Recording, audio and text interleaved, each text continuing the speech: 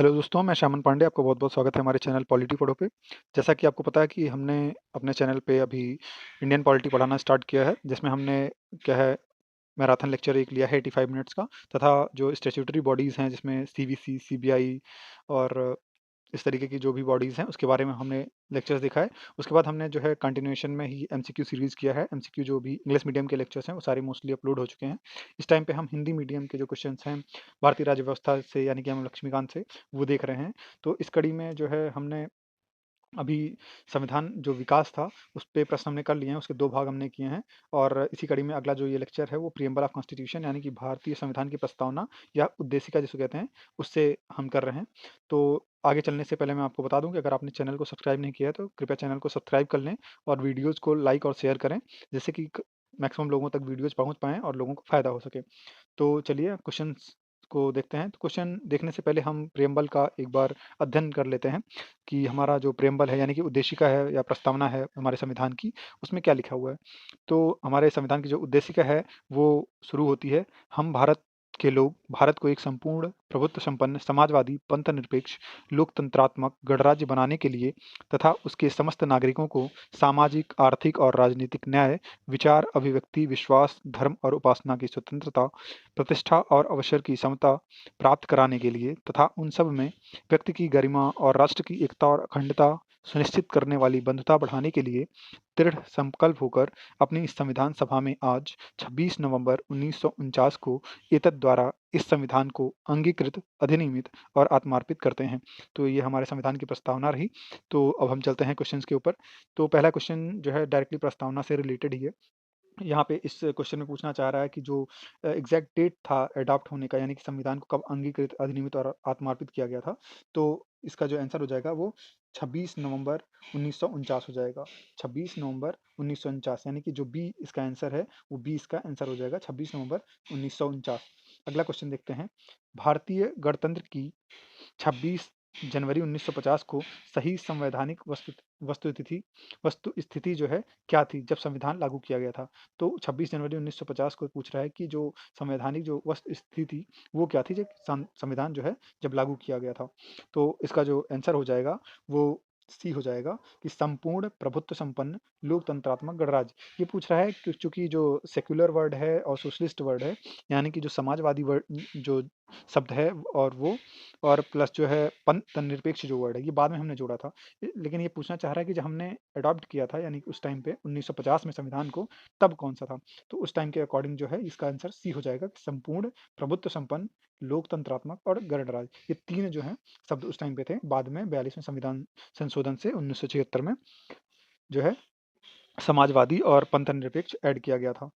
अगला क्वेश्चन देखते हैं, क्वेश्चन नंबर 3। संविधान में हमारे राष्ट्र का उल्लेख किस या किन नामों से किया गया है? तो भारत में जो संविधान में जो है अगर राष्ट्र के नाम के उल्लेख की बात करी जाए, तो जो राष्ट्र के हमारे नाम का उल्लेख है, वो भारत तथा इंडिया का यूज़ किया गया है।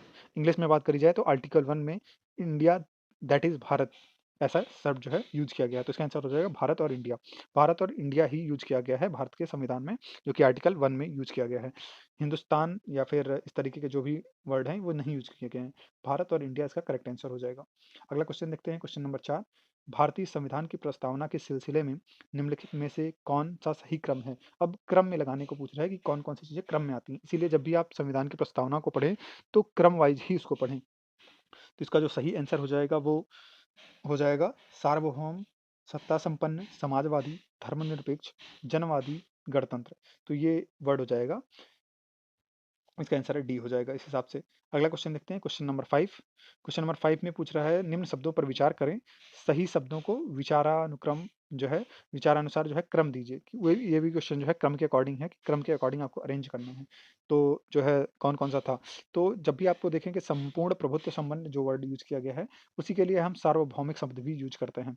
तो उस अकॉर्डिंग चूँकि हमारे जो संविधान की प्रस्तावना में यूज़ किया गया है वो संपूर्ण प्रभुत्व संपन्न, समाजवादी, पंथ निरपेक्ष लोकतंत्रात्मक गणराज्य ये सारे यूज़ इस तरीके से किए गए हैं। तो उसके अकॉर्डिंग जो हमारा आंसर हो जाएगा, वो आंसर ए हो जाएगा कि सार्वभौमिक सी यानी पहले आएगा, फिर समाजवादी आएगा ए, फिर डी यानी कि धर्मनिरपेक्ष आएगा, फिर प्रजातांत्रिक यानी कि उसी को लोकतंत्र भी कहते हैं, तो बी आएगा। इस हिसाब से इसका जो आंसर हो जाएगा सी, ए, डी, बी यानी कि आंसर ए हो जाएगा। अगला क्वेश्चन देखते हैं, क्वेश्चन नंबर 6। यानी क्वेश्चन नंबर 6 के बारे में, निम्नलिखित शब्दों में से कौन से शब्द 42वें संविधान संशोधन द्वारा प्रस्तावना में जोड़े गए? तो 42वें संविधान संशोधन के द्वारा जो शब्द जोड़े गए थे, वो 3 थे। तो समाजवाद, पंथ निरपेक्ष और अखंडता को सुनिश्चित करने की जो बंधुता थी, उसकी बात करी गई थी, यानी इंटीग्रिटी जो वर्ड था इंग्लिश के अकॉर्डिंग, वो जोड़ा गया था। लेकिन चूँकि इंटीग्रिटी यहाँ पे दिया नहीं गया है, तो इस क्वेश्चन के अकॉर्डिंग जिसका आंसर हो जाएगा, वो बी हो जाएगा कि समाजवाद और पंथ निरपेक्षता, ये 2 वर्ड जो हैं 42वें संविधान संशोधन के तहत जो है जोड़े गए थे। अगला क्वेश्चन देखते हैं, क्वेश्चन नंबर 7, निम्नलिखित में से कौन भारत को धर्मनिरपेक्ष राज्य वर्णित करता है? तो भारत जो है धर्मनिरपेक्ष राज्य है, ऐसा वर्णन कहाँ पे डायरेक्टली मिलता है? तो ये जो है वर्णन जो है संविधान की प्रस्तावना में ही मिलता है। क्योंकि संविधान की प्रस्तावना में लिखा हुआ है कि जो है हम भारत के लोग भारत को संपूर्ण प्रभुत्व संपन्न समाजवादी और पंथ निरपेक्ष जो है लोकतंत्र गणराज्य बनाने के लिए जो है बात करता है संविधान की प्रस्तावना। अगला क्वेश्चन देखते हैं, क्वेश्चन नंबर 8, निम्नलिखित शब्दों में से कौन सा शब्द सन 1975 में भारतीय संविधान की प्रस्तावना में सम्मिलित नहीं था? तो पूछ रहा है कि 1975 तक जो है भारतीय संविधान की जो प्रस्तावना है, उसमें सम्मिलित कौन सा शब्द नहीं था? जैसा कि मैंने बताया कि जो 3 वर्ड थे, सोशलिस्ट, सेक्युलर और इंटीग्रिटी, यानी कि समाजवादी और पंथ निरपेक्ष और इंटीग्रिटी मतलब अखंडता जो शब्द था, ये जो है बाद में 42वें संविधान संशोधन के तहत 1976 में जोड़े गए थे। तो नहीं पूछ रहा है, तो अखंडता शब्द उस टाइम पे नहीं था, ये बाद में 42वें संविधान संशोधन से जोड़ा गया था। अगला क्वेश्चन देखेंगे, क्वेश्चन नंबर 9 है, भारतीय संविधान की प्रस्तावना में भारत को किस रूप में घोषित किया गया है? तो भारतीय संविधान की जो प्रस्तावना है, उसमें भारत को एक सार्वभौम समाजवादी धर्मनिरपेक्ष प्रजातांत्रिक गणराज्य के रूप में जो है घोषित किया गया है। अगला क्वेश्चन देखते हैं, क्वेश्चन नंबर 10, संविधान की उद्देशिका के संबंध में निम्न कथनों पर विचार करना है। तो कौन-कौन से ये जो सारे शब्द दिए हैं, उन पे आपको विचार करना है। तो और फिर बाद में पूछ रहा है कि इसमें से कौन से सही हैं, तो इसमें सही पूछ रहा है, तो इस बात का ध्यान देंगे। पूछ रहा है बोल रहा है कि पंडित नेहरू द्वारा प्रस्तुत जो है ऑब्जेक्टिव प्रस्ताव था, वो अंतोगत्वा उद्देशिका बना। जो कि बात सही है। बात जो ऑब्जेक्टिव रेज़ोल्यूशन था इंग्लिश में जिसको बोलते हैं और ऑब्जेक्टिव प्रस्ताव हिंदी में जिसको बोलते हैं, वो जो है बाद में उसी के तहत जो है उद्देशिका को बनाया गया था। और दूसरा है कि इसकी प्रकृति जो है वो जस्टिसिएबल नहीं है। तो सही बात है कि जो प्रेम्बल है यानी कि भारत की संविधान की जो प्रस्तावना है या उद्देशिका है वो जस्टिसिएबल नहीं है।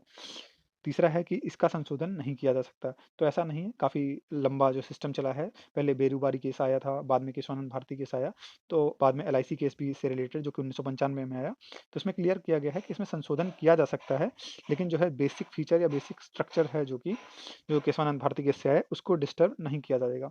तो इसका 3 जो होगा वो आंसर नहीं हो सकता क्योंकि इसमें सही पूछ रहा है, तो 3 गलत है।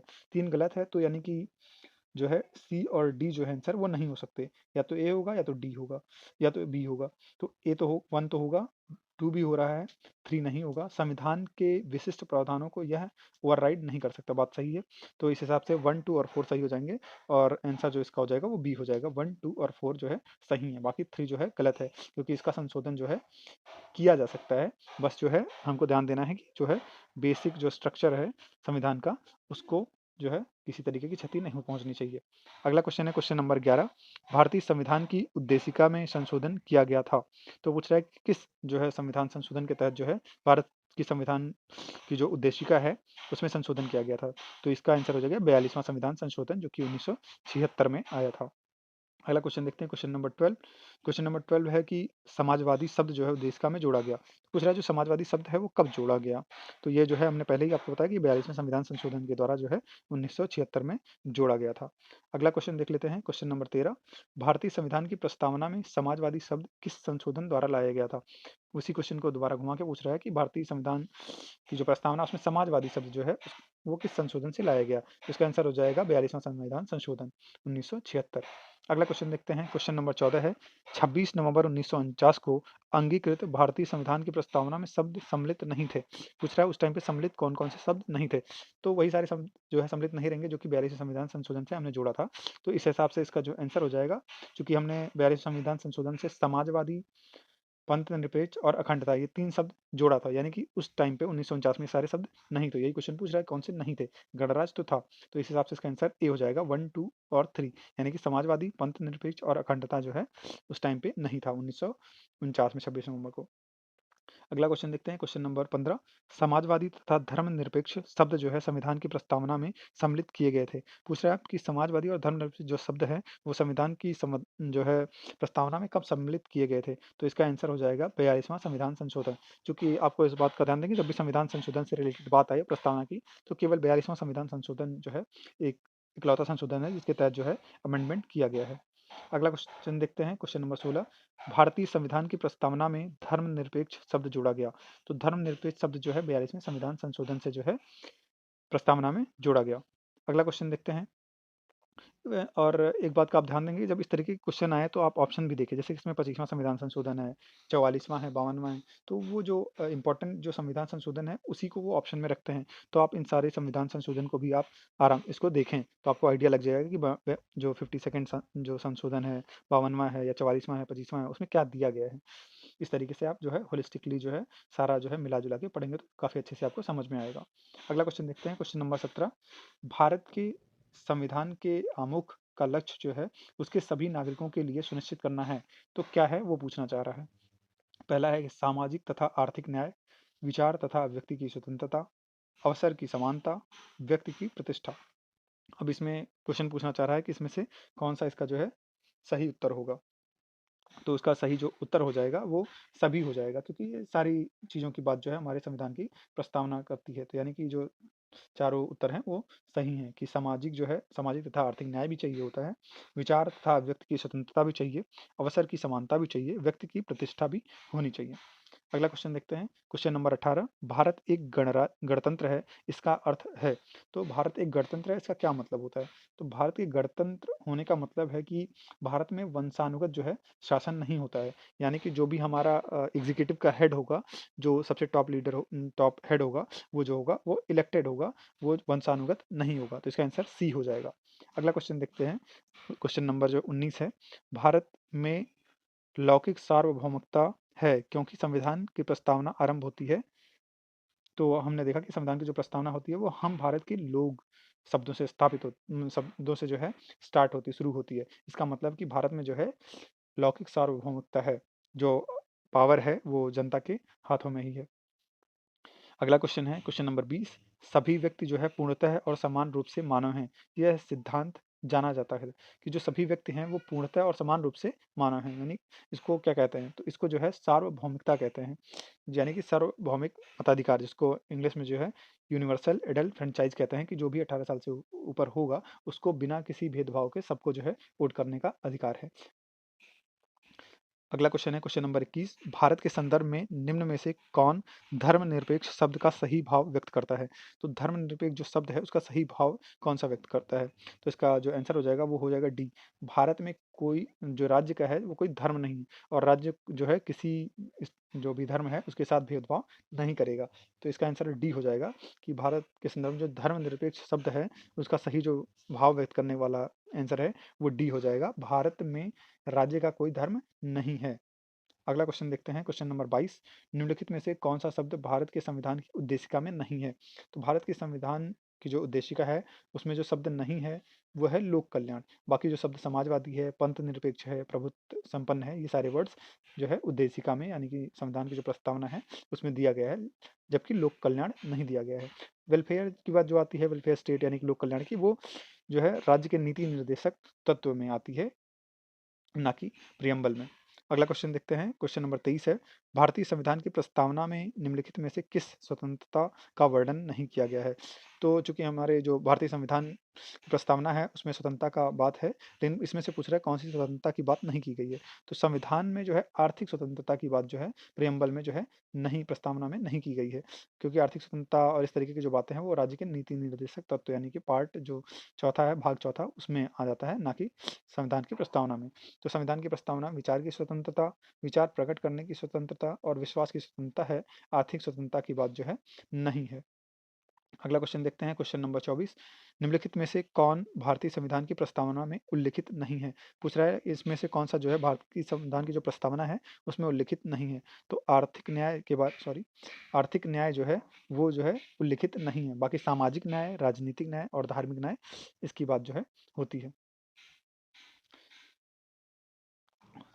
सॉरी, ये क्वेश्चन शायद थोड़ा सा मिसप्रिंट है। तो फिर से क्वेश्चन देख लेते हैं। निम्नलिखित में से कौन भारतीय संविधान की प्रस्तावना में उल्लिखित नहीं है? तो पूछ रहा है कि कौन सा इसमें से उल्लिखित नहीं है। तो उल्लिखित ना होने की बात जब देखेंगे तो इसमें धार्मिक जो न्याय है वो नहीं है। तो सामाजिक न्याय की बात होती है, आर्थिक न्याय की बात होती है, राजनीतिक न्याय की बात होती है, लेकिन धार्मिक न्याय की बात जो है संविधान की प्रस्तावना में नहीं होती है। अगला क्वेश्चन देखेंगे। क्वेश्चन नंबर 25 है, संविधान की प्रस्तावना के बारे में कौन सा कथन सही है? पूछ रहा है कि कौन सा कथन जो है वो सही है। तो सही की अगर बात करी जाए तो जो पहले क्वेश्चन जो है ऑप्शंस देख लेते हैं। तो समाजवादी धर्मनिरपेक्ष शब्द जो हैं 1950 में लागू संविधान के अंग नहीं थे। तो ये बात तो सही है, क्योंकि जो समाजवादी और धर्मनिरपेक्ष शब्द है वो बाद में ऐड किया गया था, ना कि स्टार्टिंग में था। तो यही इसका जो है आंसर हो जाएगा। बाकी जो शब्द हैं उक्त शब्द 1970 के संविधान संशोधन द्वारा जोड़े गए थे, बात सही है। उक्त शब्द 1985 के संशोधन द्वारा जोड़े गए थे। उक्त शब्द जो है संविधान की प्रस्तावना के अंग नहीं है। तो ये सारे जो ऑप्शन हैं वो गलत हैं। बाकी क्योंकि वो 76 में जोड़ा गया था और 85 से इसका कोई संबंध नहीं है, और अंग नहीं होने का भी कोई मतलब जो है नहीं है यहाँ पे। और जो इसका सही आंसर हो जाएगा वो समाजवादी धर्मनिरपेक्ष जो शब्द हैं वो 1950 में लागू संविधान के अंग नहीं थे, क्योंकि ये जो है बाद में 1976 में 42वें संविधान संशोधन से जोड़े गए थे। तो इसका आंसर ए हो जाएगा। अगला क्वेश्चन देखते हैं, क्वेश्चन नंबर 26। भारतीय संविधान का कौन सा जो भाग है संविधान की आत्मा कहलाता है? तो भारतीय संविधान की जो आत्मा कहलाता है वो उद्देशिका ही है। प्रस्तावना जिसको बोलते हैं, यानी कि प्रेमबल जिसको बोलते हैं, उसको जो है भारतीय संविधान की आत्मा कहा जाता है। लेकिन अगर बी आर अम्बेडकर के शब्दों में पूछा जाए कभी आपको, तो वहाँ पे आर्टिकल 32 जो कि रिट की बात करता है, यानी कि संविधानिक संवैधानिक जो है उपचारों का अधिकार है, उसको जो है अम्बेडकर जी ने जो है संविधान की आत्मा कहा था। लेकिन नॉर्मल सेंस में जब बात करेंगे तो उद्देशिका जो है इसका बेस्ट आंसर हो जाएगा। अगला क्वेश्चन देखेंगे। क्वेश्चन नंबर 27, निम्नलिखित में से किसने भारतीय संविधान की प्रस्तावना को हमारे संप्रभु प्रजातांत्रिक गणराज्य की जन्म कुंडली कहा? तो इसका जो आंसर हो जाएगा वो के एम मुंशी हो जाएगा। के एम मुंशी जी ने जो है कहा इसको कि जो भारतीय संविधान की प्रस्तावना है वो हमारे संप्रभु प्रजातांत्रिक गणराज्य की जन्म कुंडली है। अगला क्वेश्चन देखेंगे, क्वेश्चन नंबर 28, 28वां क्वेश्चन। संविधान को एक पवित्र दस्तावेज किसने कहा? तो संविधान को जो पवित्र दस्तावेज कहा है वो बी आर अम्बेडकर जी ने कहा है। अगला क्वेश्चन देखते हैं। क्वेश्चन नंबर 29 है, निम्नलिखित में से किस वाद में उच्चतम न्यायालय ने धारणा प्रस्तुत की कि उद्देशिका जो है संविधान का भाग है? तो उद्देशिका को संविधान का भाग जो है किस वाद में कहा गया? तो इसका आंसर हो जाएगा बोम्मई बनाम यूनियन ऑफ इंडिया। तो मुंबई बनाम जो है यूनियन ऑफ इंडिया ने प्रस्तुत की धारणा की उद्देशिका जो है संविधान का भाग है। बाकी अगर चूंकि और सारे जो है ऑप्शंस नहीं दिए हैं, अदरवाइज जो इसमें डिटेल बात हुई थी वो जो है केशवानंद भारती केस में इस पे जो है बात हुई थी। अगला क्वेश्चन है क्वेश्चन नंबर 30, निम्नलिखित विवादों में किसमें सर्वोच्चतम न्यायालय ने प्रस्तावना को भारतीय संविधान की मौलिक संरचना का एक भाग स्वीकार किया था? तो ये जो है इसको बेसिक स्ट्रक्चर का पार्ट माना था। तो ये जो है केशवानंद भारती जो है केस है। तो केशवानंद भारती केस में जो है सर्वोच्च न्यायालय ने प्रस्तावना को भारतीय संविधान की मौलिक संरचना का भाग स्वीकार किया था। अगला क्वेश्चन देखते हैं, क्वेश्चन नंबर 31। भारत के संविधान के उद्देश्यों में से एक रूप में आर्थिक न्याय का किस में उपबंध किया गया है? तो जो आर्थिक न्याय की बात होती है वो उद्देशिका में तो दी ही गई है, तथा जो है डीपीएसपी यानी कि राज्य के जो नीति निर्देशक तत्व हैं, जो कि आर्टिकल 36 से 51 तक यानी पार्ट 4 ऑफ इंडियन कॉन्स्टिट्यूशन में आते हैं, उसमें बात की जाती है। तो इसका आंसर जो हो जाएगा वो 20 का करेक्ट आंसर हो जाएगा। अगला क्वेश्चन देखते हैं। क्वेश्चन नंबर 32 है, भारतीय संविधान की प्रस्तावना में जिन आदर्शों एवं उद्देश्यों की रूपरेखा दी गई है उनकी व्याख्या की गई है। तो उनकी व्याख्या कैसे की गई है वो जानना चाह रहा है। तो इसका जो आंसर हो जाएगा वो हो जाएगा मूल अधिकारों, राज्य के नीति निर्देशक सिद्धांतों एवं मौलिक कर्तव्यों के अध्याय में। तो जो फंडामेंटल राइट्स हैं, डीपीएसपी है और फंडामेंटल ड्यूटीज़ हैं, उसमें जो है भारतीय संविधान की प्रस्तावना में जो जिन आदर्शों और उद्देश्यों की रूपरेखा दी गई है उनकी व्याख्या जो है इन जगहों पे की गई है। अगला क्वेश्चन देखते हैं, क्वेश्चन नंबर 33। निम्नलिखित में से कौन एक भारतीय संविधान के उद्देश्यों को प्रतिबिंबित करता है? तो भारतीय संविधान के उद्देश्यों को जो प्रतिबिंबित करता है वो संविधान की प्रस्तावना है। तो 20 का करेक्ट आंसर हो जाएगा। अगला क्वेश्चन देखते हैं, क्वेश्चन नंबर 34। संविधान में दिया गया आमुख, तो ये जो है उसमें से वो सही उत्तर का जो है चयन करना है कि सही उत्तर कौन सा है। तो है कि न्यायालयों में लागू नहीं होता है। तो जो संविधान में दिया गया आमुख है और सही चूज़ करना है। तो विषय न्यायालय में लागू नहीं होता, तो बात सही है। महत्वपूर्ण है और उसकी उपयोगिता है, तो महत्वपूर्ण तो है ही है, उपयोगिता भी है उसकी। शासन करने के उद्देश्यों को उल्लिखित करता है, तो शासन करने के उल्लेखों को उल्लिखित करता है, इस पे थोड़ा-सा डाउट है। और जो संविधान के कानूनी अ, अर्थ निर्णय में सहायता करता है, तो सहायता करता है, तो इसका आंसर इस तरीके से, चूँकि 3 जो है बहुत अच्छा ऑप्शन नहीं हो सकता है, तो इसके लिए 1, 2 और 4 होना चाहिए था, लेकिन ऑप्शन में नहीं दिया गया है। तो ये क्वेश्चन जो है इसका आंसर जो है वैसे 1, 2 और 4 होना चाहिए, लेकिन ऑप्शंस में नहीं दिया गया है, तो इसको हम जो है लेफ्ट करेंगे। आप इस पे थोड़ा विचार कर सकते हैं। अगला क्वेश्चन है, क्वेश्चन नंबर 35 है, निम्नलिखित में से कौन सही है? तो निम्नलिखित में से कौन सही है पूछ रहा है, तो सही की बात करी जाए तो इसमें से ऑप्शन दिया हुआ कि सामाजिक समानता संविधान में प्रत्याभूत नहीं है, देश में सामाजिक समानता पहले से ही विद्यमान थी, सामाजिक समानता संविधान में प्रत्याभूत है, उपरोक्त में से कोई नहीं। तो इसके अकॉर्डिंग जो इसका आंसर हो जाएगा ऑप्शन के अकॉर्डिंग, तो सामाजिक जो समानता है संविधान में प्रत्याभूत है, यानी संविधान में सामाजिक समानता के बारे में बात की गई है, तो इसका करेक्ट आंसर हो जाएगा। तो हमने सारे क्वेश्चन जो भी है संविधान की प्रस्तावना या उद्देशिका से रिलेटेड है वो हमने कर लिए हैं। तो आपसे गुजारिश रही कि इसके पहले हमने जो है संविधान विकास पे 2 लेक्चर लिए हैं। उसका जो भाग 1 है और जो उसका भाग 2 है। तो इन दोनों जो है लेक्चर्स को आप जो है ध्यान से देखें और उसके बाद जो है प्रस्तावना वाले लेक्चर्स को देखें। हम जो है कंटिन्यूएशन में चलेंगे।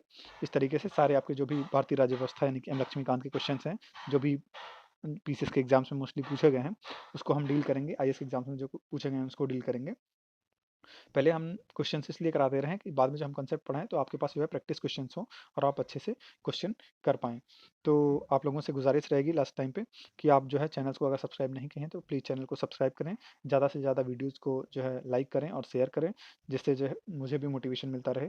और अगर आप इंग्लिश मीडियम से हैं तो इंग्लिश के मैक्सिमम जो है एमसीक्यू लेक्चर्स जो है हमने अपलोड कर दिए हैं, तो आप जो है प्लेलिस्ट में जाके उसको देख सकते हैं। तथा अगर आप हमसे जुड़ना चाहते हैं सोशल मीडिया पे, तो जो है डिस्क्रिप्शन में जो है हमारे सोशल मीडिया हैंडल्स जो भी हैं, लिंक्डइन के, इंस्टाग्राम के और ट्विटर के, वो जो है डिस्क्रिप्शन में उसके लिंक्स दिए गए हैं। वहाँ पे जाके आप हमको फॉलो कर सकते हैं। तथा अगर आपको किसी तरीके की कोई क्वेरी है पढ़ाई से रिलेटेड या पीसीएस एग्ज़ाम से, आईएएस एग्ज़ाम से रिलेटेड किस तरीके से पढ़ना है या क्या करना है, तो वो आप हमसे वहाँ पे पूछ सकते हैं। तो बहुत-बहुत धन्यवाद आप लोगों का। Thank you so much. Please like and share the videos and subscribe my channel polity पढ़ो। बहुत-बहुत धन्यवाद। Have a nice day.